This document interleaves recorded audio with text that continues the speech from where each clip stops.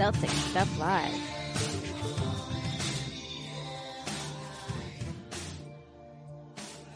Welcome to Celtics Stuff Live on the CLNS Media Network, the leading online provider of audio and video coverage for the Boston Celtics. I'm your host, Justin Poulin. Joining me as always, John Duke.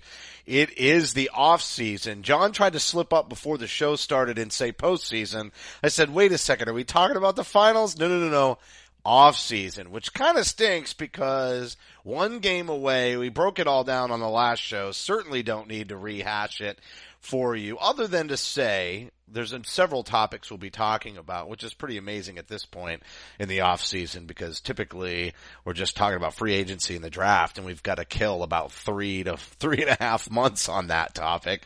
But there will be a draft night show. We'll have some details for you all later. Kind of depends on what happens between now and then. But I think we'll kick it right off, John. Let's just continue to look at that Cavs series as far as a primer for the offseason. Do the Celtics need to adjust? There's been trade rumors.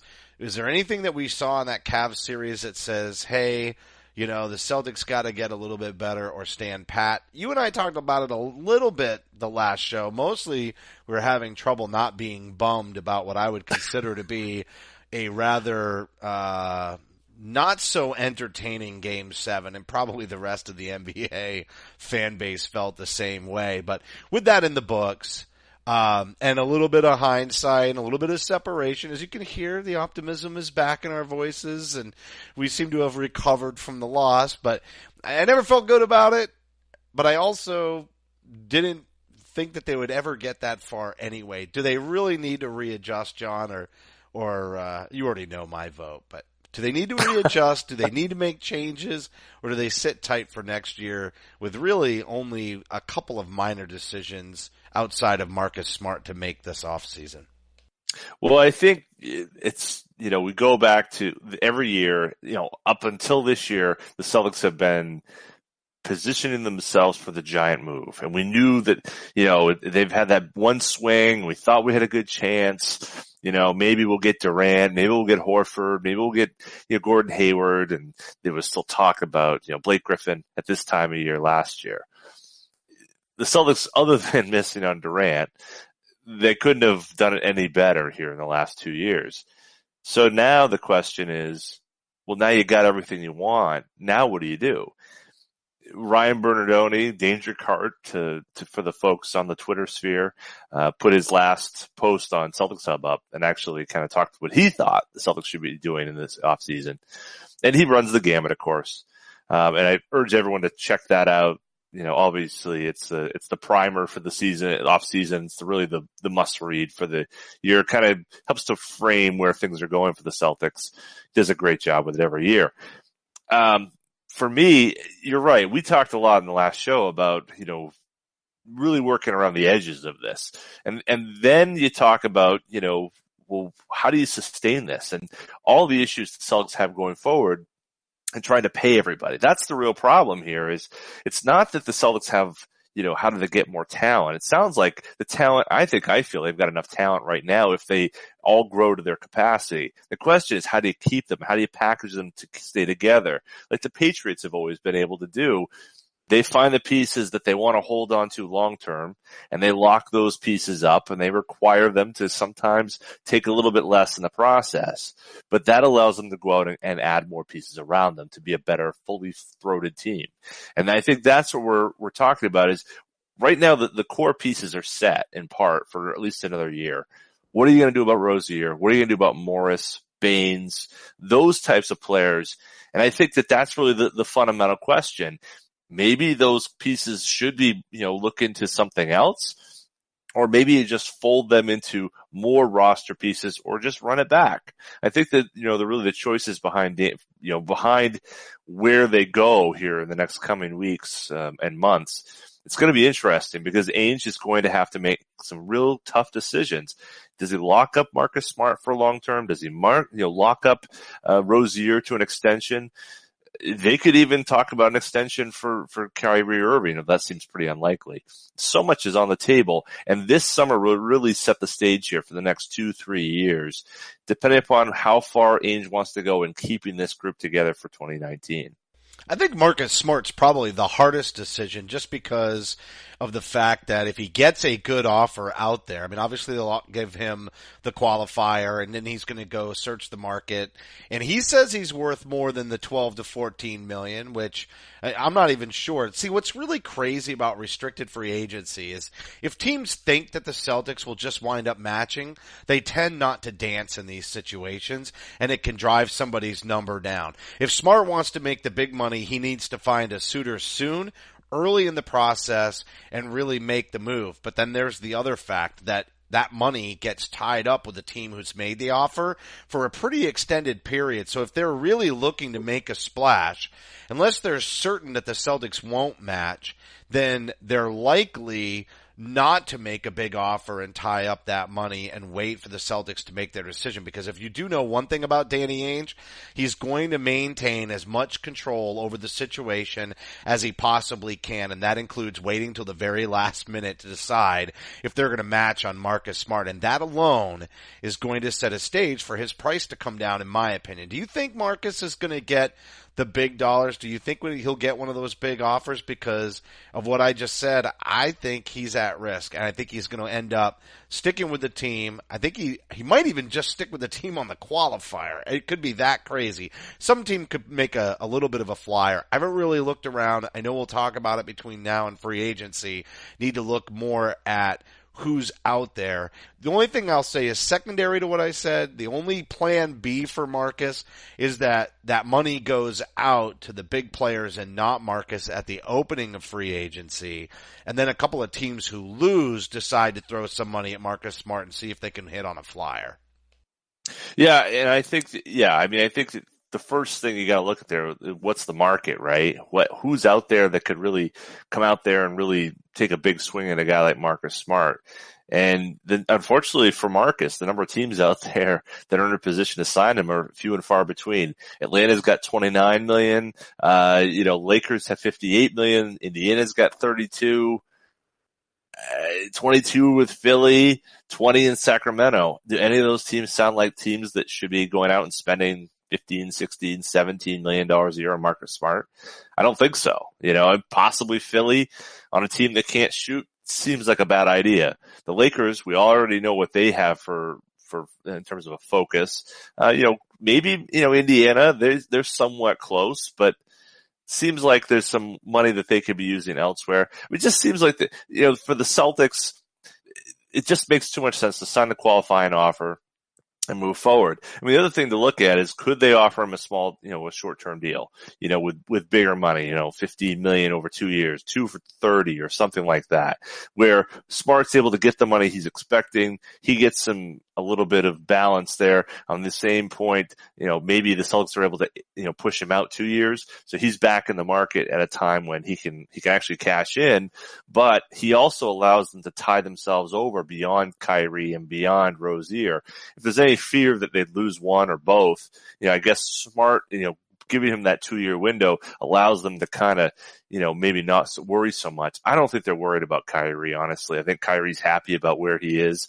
I don't think that that's a concern. I think the question is, how do you avoid the qualifying offer, which is something that can really cause teams and players to kind of come at loggerheads. I think that's really what we're looking at. And if they can find it, Marcus and his agent, Happy Walters, can be somewhat amenable to that, it'd be great. Unfortunately, it seems Happy Walters and Marcus are really pushing for big bucks.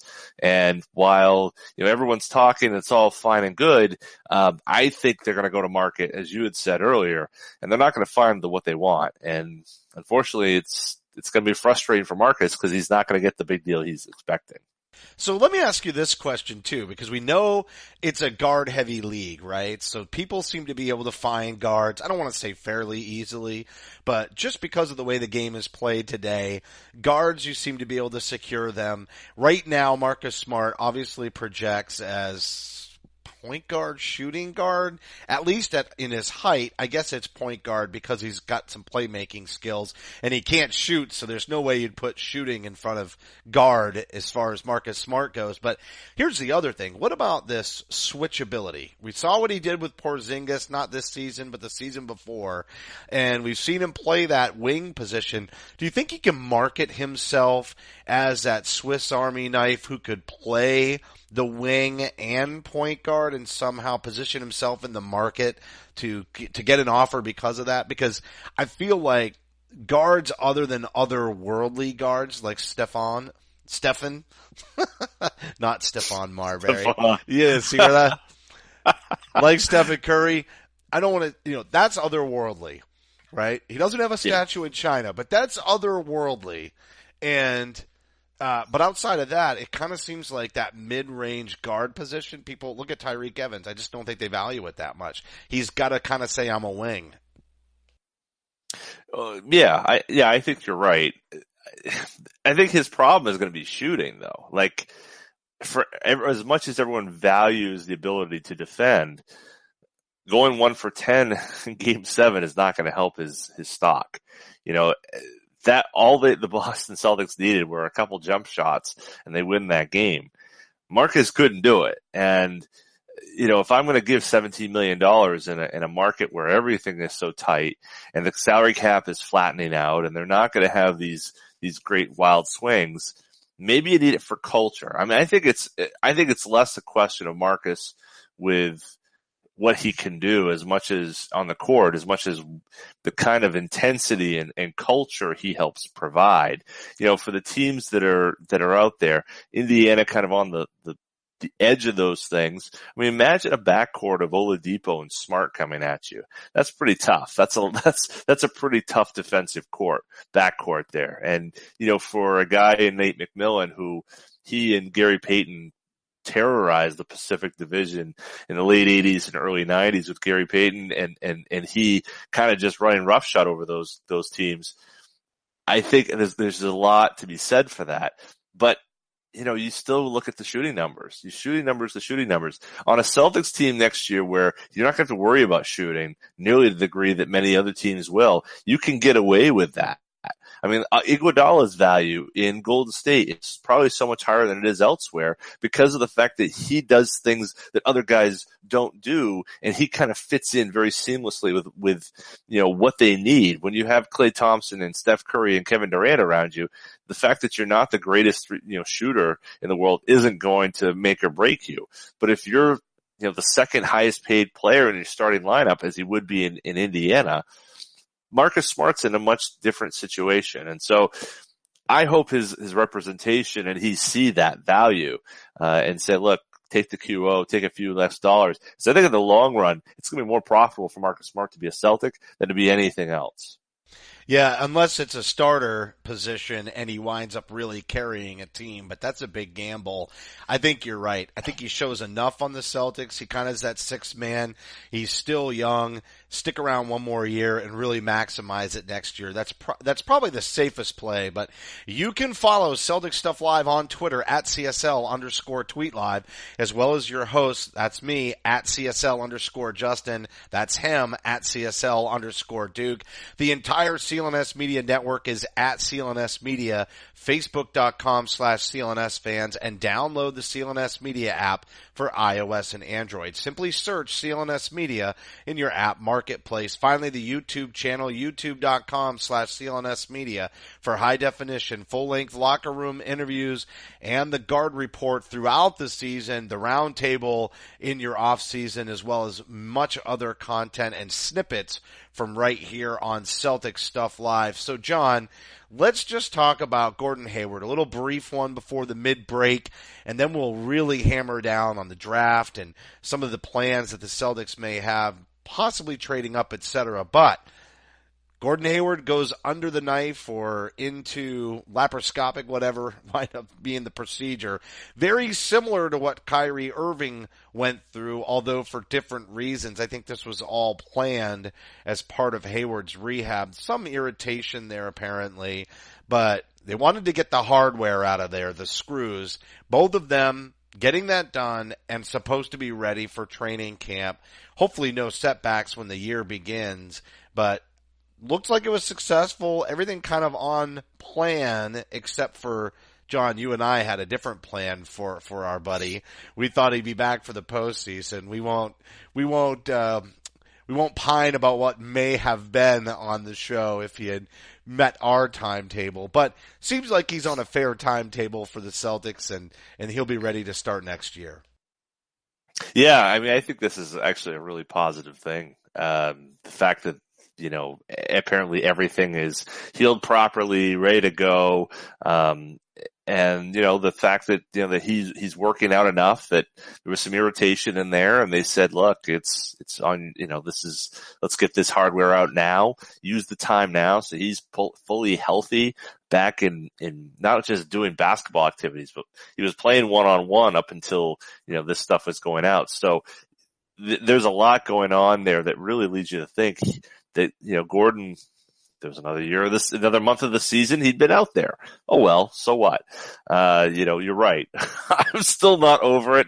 I still wish he was able to come back. I think, that, supposed, plateauing, I guess, that he ran into in early February, kind of slowed things down enough that really prevented his ability to come back. If that 2-3 week period where he had to stop, and, if it might have just been a tease.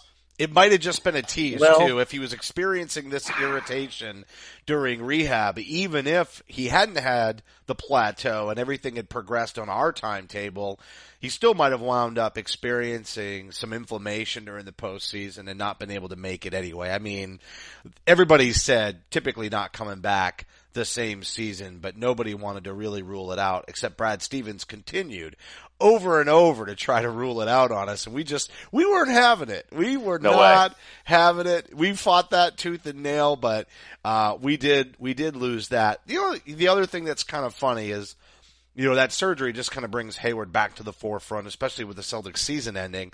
And you see all over Twitter, it's like people saying, oh, how can Jaylen Brown and Tatum and Hayward all be in the same lineup? And I'm just like blown away that this is even a debate.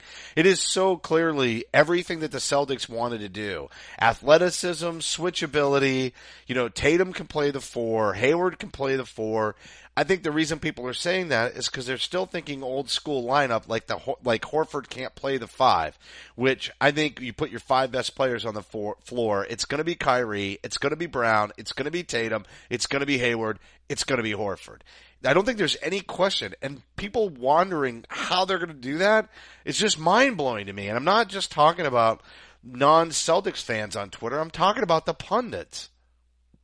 Well, I understand. I mean, look, even Brad has gone with another traditional big next to Horford for as long as, I can remember. I mean, that's for as long as he's been here, he's tried to run regular big men in that lineup. So, but what's the alternative? I don't think it's crazy to say that. The alternative has not been shooters, though. That's the reason. No, I know. And even then, he did go small several times with Morris, but I think so it's in there. It's in there. So let's go into that, right? Like, okay, so we go Horford, Hayward, Brown, Kyrie, and Tatum, right? Okay. So take those guys out. Who are your next 5? Like when you got to bring out the next 5 that come in, and of course we talked about how they Smart, Morris, Baines, Rozier, and Smart. So I got 2 guards. Smart, I got a Baines, center. Rozier. I got a small forward. I kind of need a power. Well, you probably just rotate him in. Nah, because it's 9. Ice? No, it's nobody. You got 9. I know you want it to be Abaselli. You got 9. That's what it's going to be. So you're going to rotate. Nah, you're going to rotate. Well, he'll be on the bench, but you'll rotate based on matchup, whether it's Tice or Baines. But he's typically going to go 9 deep. So you've got Smart, Rozier, Morris, and Baines, and then Tatum and Horford. Tatum, Horford, and Hayward are going to be the ones that, mix and match with that second 4 off the bench. That's how it's going to go. Yeah, but I don't. First of all, I don't think they'll go 9 no matter what. I mean, they're going to go 10. We know him. Well, yeah, Especially so early in you'll the have year, a little right? Tice, you'll have a little Yabusele, but those guys aren't Right. getting anything more than 5 or 6 minutes a night anyway. So Okay, but it's a when you it's a look at top that, 8 or though, 9 rotation. right? But when you look at that, okay, so when you run those guys back out there, right? Okay, so you're gonna be big in your second unit. You're gonna have, if you have Rozier and Morris is at the 3, really, right? More often than not. Yeah, he's at the 3. So you got Rozier, Yeah. Smart, Morris, Tatum, and Baines.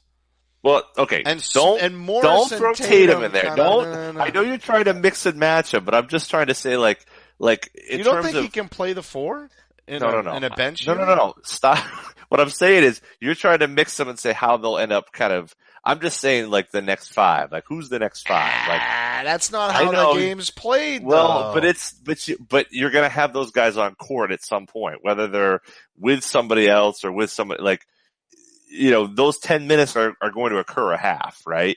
Where you're going to have an extra big, right? If you have somebody from that starting lineup is always going to be out there with the bench. No, I get it. I get what you're saying, but like, there's still a 10th guy, right?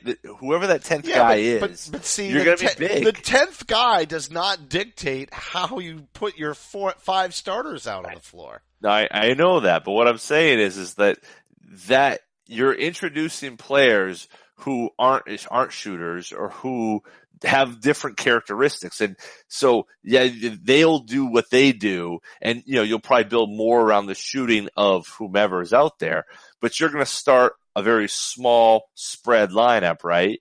And then you're going to go to a bigger group, whether it's Tyson Horford or whether it's Baines and Horford, right? You're going to have 2 traditional bigs. However, when those guys are out there, right? Why? Well, okay. Why wouldn't you? How are you gonna hide the second big? Like, they have to play at some point, is what I'm saying. Yeah, but they just rotate through. Like, again. But you can't, right? Okay, so you have 3 guys, right? Follow me. Like, Horford can't play 50 minutes. He's got to play the 48. You're going to have Baines out there, and you're going to run Tatum at the 4, or you're going to run Hayward at the 4. Where's Tice? Tice is 6 minutes. It has nothing to do with anything. Okay. It's 24 minutes and a half, and 6 of those minutes, that's a quarter of the time. It matters. How do you hide, LeBron? All I'm saying is if you even play him 6 minutes. That's what I'm saying. It's going to be Baines or Tyson. They're not going to listen. He's not going to go 10 deep. He's not going to go 10 deep for regular minutes. He might even go with a 3-guard lineup one night, and Larkin's back out there, and they're going bananas with the small. It's all going to depend on matchups. How do you hide anybody that's the 10th guy off the bench? It's a non-factor. It never influences. It's not a non-factor. It's a non-factor. You're talking like Horford's going to play 48 minutes a night. He's not. I'm not. You've got 2 other Brad guards. Likes to hide him. You don't want early on the year. Dude. He doesn't want to play the bigs. I mean, this is what we're going to face. Like, they're not going to do this for 82 games. Right? They're not going to put those 5 in the starting lineup for 82 games. You're telling me that what I'm saying is to start is the most inconsequential thing going, I guess. Like, who finishes? Yeah. Right. You know what? Sometimes Smart will be out there to finish. If Brown's having a bad game, Smart will be out there to finish. But listen, as far as the starting lineup, you want shooting. You want to come out hot. You want to spread the offense around. You want to attack the defense. You want to tire them out. You're absolutely going to come out spraying at them like that. And if somebody's having an off night, maybe you sub somebody in. Baines isn't a good matchup night in and night out. You're talking about how Baines and Tice both get into the same game, and I'm saying to you, I don't think they get into the same game. I think Baines, based on matchups, gets a lot of those minutes one night, and they go a little bit small, but they bring him in as the heavy, and Tatum and Hayward play the minutes at the 4 with the bench unit. You're like, Horford's getting 48. I'm like, the hell he is. Tatum and Hayward are going to play at the 4 with that bench unit.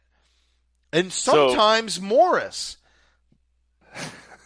Okay, so yes, all those guys are going to play. They're going to play a lot. They'll be switchable, and it's wonderful. First of all, I don't even know if Morris is going to be on this team next year. I think we should. Hold on. Transitioned as constituted, assuming because Morris has got another year. I mean, you're talking about trades and everything's off when the roster gets deconstructed. Right. That's a whole different conversation. The only conversation we can really have about that bench unit and them being too big is if Marcus Smart doesn't come back. That's where the issue is. That's when that starting five gets a little funny on us. Okay, well, all right. Yes, you're right. That is where it goes. But I think the big issue, or the big issue, is the bigs, right? And the size. And you're going to have. I think that there's going to be a problem in that you're going to run a completely different setup when you've got the extra big in there. At some point, you're going to have a second big, right? Or you're saying not. You're saying it's either Baines or I think you're crazy because Daniel Tice has earned a lot more than that. I think Baines is going to get his. Jason Tatum becomes the guy in the starting lineup who lights it up and stable. And this is what I said at the beginning of this season, even before we knew who he was. Basketball, it's not. That's the way I play my 2K game. That's not the way the game is played. Yes, it's just not. Brad always has somebody from the starting lineup in with that second unit, except for maybe a minute or two in the second quarter. Okay, always. So all right, you play Philly. Are you gonna put Tatum on? Are you gonna have Horford on Embiid, and you're gonna put the coward on Tatum? Is that how that's gonna work, or are you gonna go big and kick one of those guys out? How do you match up with Philly, your biggest rival, probably? You're going to shoot them out of the building, dude. That's what's going to happen. Oh, okay. All right. I'm not buying it. I want to get in an up-tempo game against Philly. Do you really want to start Baines? Do you really want to start Baines over Tatum? Is that what you're telling me? No. What I'm saying is, I think the regular season is different than the postseason. I think that the Celtics want to protect Al Horford as much as they possibly can. And I think having Baines start 6 minutes and saving Horford for either later in the game or later in the season is more important to them than trying to come out firing and get a lot of early game This leads. is where we totally disagree on the fact that I don't think that not starting Baines comes at the expense of Horford. That's agree to disagree. We do have to tell everybody about our sponsor, Simple Contacts. If you wear contacts, then you know how annoying it is to get a prescription year after year just to be able to buy more contacts. Simple Contacts is changing all of that by using technology to make renewing your prescription and buying contacts simple. And here's how it works. Using your phone or computer, you can take the Simple Contacts vision test in 5 minutes from literally anywhere, and a real doctor will review your test within 24 hours and write you a new prescription. Boom. A fresh supply of brand new lenses on the way to your door. No more appointments, no more waiting rooms, no more overpaying. Just Simple Contacts bringing the doctor's office to wherever you are, whenever you need it. Just like me, I'm always on the road, always traveling. I run out of contacts. I like to use dailies, so when they're gone, they're gone. I don't have a lot of buffer, and yet when Simple Contacts all of a sudden came to sponsor us, it was so easy. I literally took the eye test from halfway across the country, and by the time I got home, I had contacts at my door. Simple Contacts offers every brand of lenses, and their prices are unbeatable. Prescription is just $20, and the contact lens prices are super competitive. Shipping is free, and best of all, our listeners get $30 off of their first Simple Contacts order. So to save $30 on your lenses, just go to simplecontacts.com/CSL18 or enter the code CSL18 at the checkout. I do want to mention, though, that this is not a replacement for your periodic full eye health exam. You still need those occasionally, but it is the most convenient way to renew a prescription and reorder your contacts if your vision hasn't changed. Again, check out Simple Contacts. Get $30 off by going to simplecontacts.com/CSL18 or enter code CSL18 at the checkout. Give it a try and thank me later. John, Listen, hey, before I know, you go. I know what you want to do. Go ahead. You? Yeah. I just want to say, why do you need context if you're able to take a vision test from all the way across the country, man? You don't need context. Talk about simple. Just like, dude, I can do a vision test from 3,000 miles away. No, dude, you keep you wear your current prescription and you take it. Is that right? I'm just laughing at yeah, I know what you're saying. The 3,000 mile, you kind of E, X, B, F, and you did it from 3,000 miles away. If I could read a chart at home from LA, then right. Yeah, I got That's what I'm saying. Yeah, it's impressive. You don't understand technology. That's a simple context right there.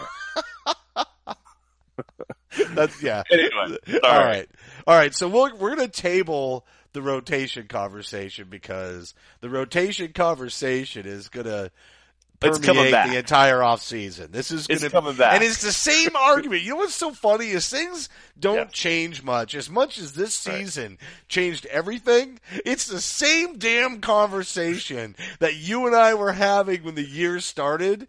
We're getting ready to start next year. We've seen Tatum emerge. Oh, the bench, there's not enough depth.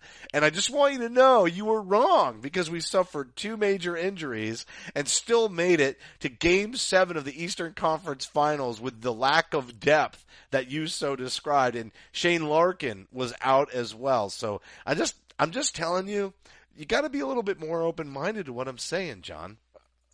I'd also note that Al Horford didn't look the way he would have if he played center all season long. So you're right, yeah, and those kids definitely, they went against the odds and they performed to an unbelievable degree. Who would have thought that Jason Tatum at 20 years old would have been the best Celtics player in the Game 7 of the Eastern Conference Finals? If you told me that in October, I would probably be losing my mind to think about that possibility. I mean, the fact that happened is still unbelievable to me here just a week later.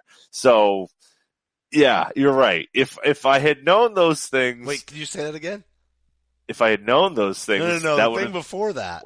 What? You're right. You said you're right. Oh, you're right. You were right. There was nothing to worry about. And if you want to put money on the next team doing that, go for it. Cause it's not going to happen. This doesn't happen in the NBA. That's what's so remarkable about what Brad and these kids have done this year. It's amazing. I don't know. If you're going to rely on that happening somewhere else, you're crazy. Philly had no depth. And after the first round of the postseason, and for most of the last half, at least the last third of the season, everybody thought they were going to the finals. So, think about that. They signed 2 veterans off the scrap heap that added exactly what they needed. But then when they ran against a team that can play modern basketball and needs you to defend and score, that's what, that was it. And, a guy like Ursan Ilyasova and Bellinelli, they're good at one end, but not so good at the other. Celtics took advantage. Bellinelli did hit one big shot, though, that's for sure. Just not enough to save the series, but dang. All right, so look. We're over 2/3 of the way through the show. We do have to talk a little bit about the draft. There was some rumors about the Celtics potentially wanting to trade up for Mo Bamba, who was kind of my sleeper in the preseason when we thought that there still might be a chance that the Lakers pick would tank and et cetera, et cetera. So let's just talk about the value of trading up. And by setting the table, let's talk about how many picks they potentially have in 19. Obviously, they have their own this year at 27, but they have a little bit of picks for the future to mortgage.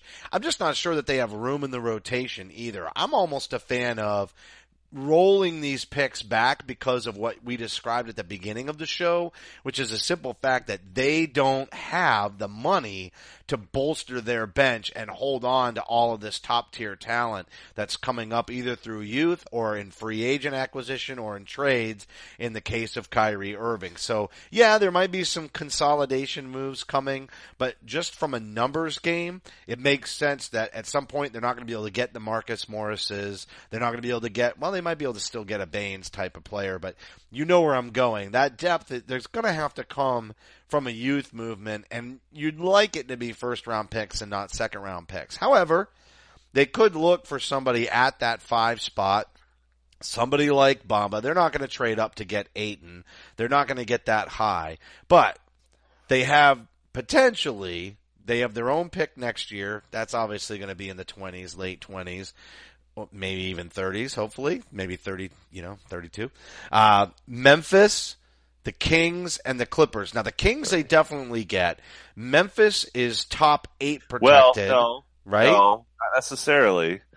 If the Kings pick is 1, they don't get it. Oh, that's right. Okay. They're likely to get the Kings pick. We'll just say that. You're right. It is top 1 protected. Likely to get the Kings pick. Plenty of value on that pick, regardless, right? Memphis is top 8. I think that will convey. Not guaranteed, but I think that will convey. That'll be a nice pick to have. And if it doesn't convey, it gains value the next year. I think you were saying before the show, it's top 6 protected the following year. So it only gets better if it doesn't convey. The Clippers is really the one that I think has the least amount of value. It's lottery pick, protected next year and the year after. And if it doesn't convey at that point, it becomes a second round pick in 2022. So that one's kind of meh. It might sweeten the deal. But if you want to trade up in this draft, knowing how, just top heavy this draft is. It's deep too, but not deep like last year, but better talent, or at least perceived better talent at the top of this draft, I don't think they can get up into that point. So then the question, up to where they actually get top, I think that Mo Bamba is probably where they could go with the picks that they have. Now, barring any players, John, let's set the rules for this right now. No players out the door in any kind of trade up move. How valuable are those picks? How high do you think they could get with the picks that they have, next year? And mostly, I think we're looking at the Kings of the Memphis pick. How high do you think they could get this year in the draft? So, let's guess where that could be. So right now, Sacramento's they've got the second pick, but they're kind of in the 4, 5, 6 range, I think, in terms of, talent. They're going to lose. They're not going to be any better next year. So they're going to still be a top 5 worst team at bare minimum. I don't see that many teams really going to, challenge that. So if you're in that category, let's assume that they don't win the lottery, at 5. And remember, next year is the first year of new lottery odds. So it's going to be even harder, for those teams, I think, to, it's going to be a tougher fit, I guess, in terms of the lottery. Is Memphis a playoff team? They could be, obviously more injuries with Conley and Gasol, but I think they're safely, that will convey. That's an 8, that means that that's a 9, 10, 11, 12 area, I think, is where Memphis kind of ends up. What do you end up doing with that? I think, so what does that get? Do you get, let's say the 5th pick and the 10th pick? What does that get you if you were to trade into this draft? It's a year away, so you have teams that need to be able to sell something right now. Plus you're 27, right? Yeah. Or do you think you keep 27 and trade the 2 most valuable picks for next year to get into this draft? Well, I think the issue is that next year's draft is full of a lot of wings, which is great for every other team. Boston's pretty heavy on young wings right now. They've got 2 of the best in the game. So this draft, I think you got to talk about what do you need. And I know that's not the way Danny looks at it. He looks at what's the best player available. That's what we loved about this draft. You and I were salivating over that draft for that reason. Totally. Yeah. Yeah. They need bigs, and there's so many bigs in this draft. I mean, you go down, 1 through 7, in terms of, and you're looking at, Porter, I guess, is a small forward, but he's a 2'10", 6'11" guy. I mean, that's, you're talking about, you're talking about the type of dimensions Tatum's looking at. Other than Doncic and Porter, basically it's all bigs. It's that Horford in waiting. Maybe I don't have to worry so much about his roster spot when you got the guy in waiting now. I think that's what you look at. I would rather, you talked about early on and when you're setting this whole thing up, wanting to kind of set yourself up in the future. I'd rather not touch the picks and try to use some of the assets that you're going to have to commit some money to beginning next season, whether it's Rozier or whether it's Morris. I think you've got to use those players. I know you don't want to, kind of tighten up what you've got, but with the market being what it is, I think there's a lot of guys that are going to be free agents for the veterans minimum that you can sign and add in here, or the taxpayer mid-level, if in Bain's case, or even the biennial exception. There's a lot of ways you can add some guys here. And if you get smart for the qualifying offer, you send, Morris out and you get something back there. I think that there's a lot of ways they can add to this bench, without having to spend a lot of money. And so then you look at, kind of kicking your picks further out and then maybe trying to, do something. I think the only way they get in the top 10 though, bottom line in terms of your question, I don't think it's with, using those future picks and kind of consolidating for this year. I think you kick him down the road. I think you use Rozier if you can get the right deal and put that with maybe the Kings pick and try to get in the top 10. Yeah. And like I said, 7, 8, 9. I mean, that you're still in Wendell Carter territory. And, according to some of these ideas, it looks, some of these mocks that are coming out, Doncic is a guy who's falling, and he's not a big, but if you believe Doncic is the guy and he's the next something special, maybe that's a guy you roll the dice on. Well, I'm not sure I'm right there, but some will. Carter, Bamba, yeah. and Jackson, I think has got a little bit of volatility about where they would go. Now, here's what's interesting. This is the last question, because I think one of those three could potentially be available in the slots you just said, 7, 8, 9. But know that our pick conveyed to the Cleveland that wasn't our pick that we got, whatever. Everybody knows that pick. Cleveland has it at number 8. Here's a question. Would Cleveland, and because of all the trades, it's funny because there's always been some wheeling and dealing, and you thought it would never happen, and it has, but would they take a Rozier and a Kings pick and punt, knowing that they're not going to get the LeBron replacement, so to speak, right, if he leaves? Would they take those players, punt down a year, see what happens in the offseason, give us back number 8, and we pick one of those bigs? I don't think Cleveland, after no way, after right? the guys do a deal, there's no way they deal with Boston. I mean, and you could argue 8 might be too far down. I think you really got to look at Memphis and Dallas at 4 and 5. That I'm not sure how this is all going to shake out. You're right. There's so much volatility. You see Jackson at 3 on some. You see him at 7 on others. Carter is another guy that I think has reminded me all season of a lot of Al Horford. And I know I'm not alone in that comparison, but he's a sleeper too, because he had to really share is. it with Bagley, and all the question marks about Bagley transferring his game to the NBA. It would be interesting to see Carter outperform him, once they get to the pros. He probably has one of the lowest floors of all the guys in that top 8. You know what you're going to get with him. You know he's going to rebound. You know he's going to defend. You know he's going to be good around the basket. He's a good passer. There's a lot there that you're going to get from him. You don't have that same sort of reliability with Bamba, Ayton, and some of the other guys. I mean, but that's, if you're in the top 8, you're expecting special, and that's why you swing for the fences. What about just outside on somebody? We literally have 1 minute, or maybe we'll tease this for next time. Robert Williams, right? There's a guy who's sitting just barely in the lottery, 6'10". He didn't quite put up the same numbers, but could be a staple starting center on a team. That there might be a deal there. Yeah, I think he's another guy who, probably didn't have the greatest year, but you see this over and over. They have a bad year in college, but they get into a pro system and they figure it out. We'll see about Williams. I mean, I was worried about these SEC guys. Sexton, maybe apart from the Kentucky guys, there's just always seems to be this weird thing, and you wonder about how they end up getting there and who paid for who. Those football schools seem to know how to do that in a really shady way. So yeah, if they're going to get a big in this draft, they've got to get into the lottery. That may be difficult. You're right. It may take a Terry Rozier. You broke the rules on that one, though. I said no player on the roster, but we'll be talking about it a lot leading up to draft night. More details on that to come. The broadcast will be available on demand on the CLNS Media mobile app. Don't forget to follow follow us on Twitter at CSL_Justin. John is at CSL_Duke. A heartfelt thank you to everybody for tuning in. Remember that you can help support the show by subscribing to Celtics Stuff Live on iTunes and Stitcher. We'd love it if you gave us a rating and a review because your feedback is important to the show. For staff writer Samuel Elias, executive producer Larry H. Russell, the founder of CLNS Media, Nick Gelso, and my co-host John Duke, I'm Justin Poulin. Thank you for listening to this week's edition of Celtics Stuff Live. Celtics Stuff Live.